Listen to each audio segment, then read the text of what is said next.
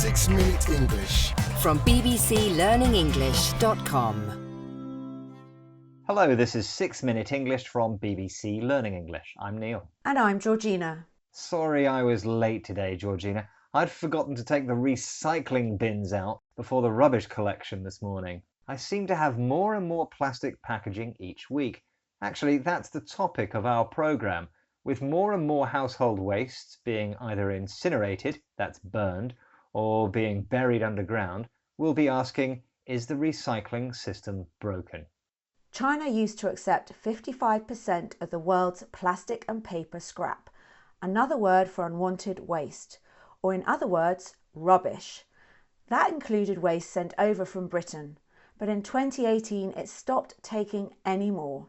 Other countries like Indonesia and Vietnam took over China's waste processing role, but they too are now sending much of the scrap back, arguing it is contaminated and is harming their own environments.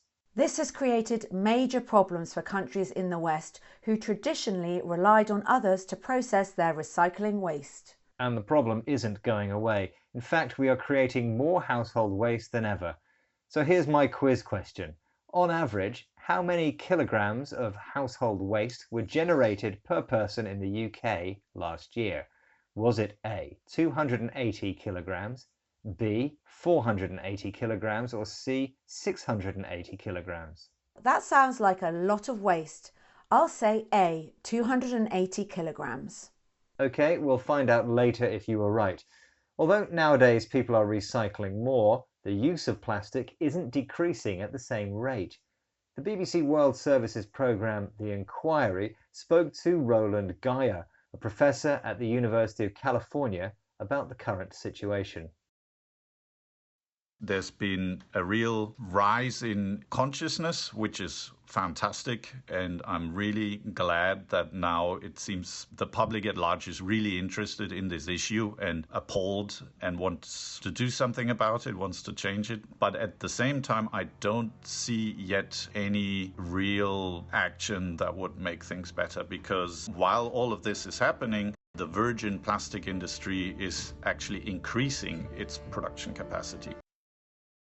Workers who process recycling are often exposed to dangerous waste materials which can harm them.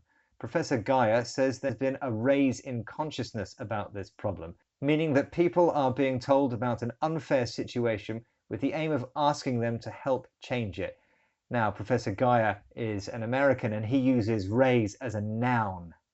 The main problem comes from virgin plastic, original unused plastic containers.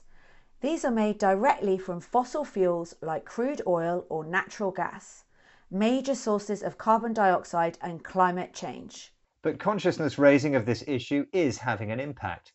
The public at large, meaning most people in the world rather than just some of them, are concerned about the increase in plastic waste and want to do something to help. However, it's not always easy to know what the best way to help is.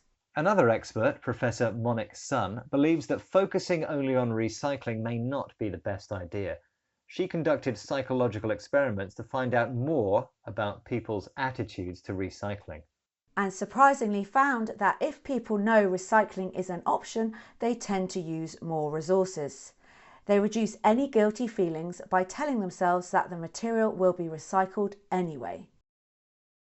We have this slogan of reduce, reuse, and recycle, and the priority should be exactly that. Reduce and reuse is better than recycling, and the cost of recycling is often not emphasized enough.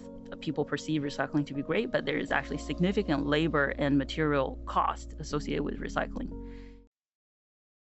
Professor Sun mentions reduce, reuse, and recycle as a useful slogan. A short, easily remembered phrase often used to promote an idea, in this case, that we should all do what we can to protect the environment. But while protecting the planet is a common goal, recycling in itself may not be so important.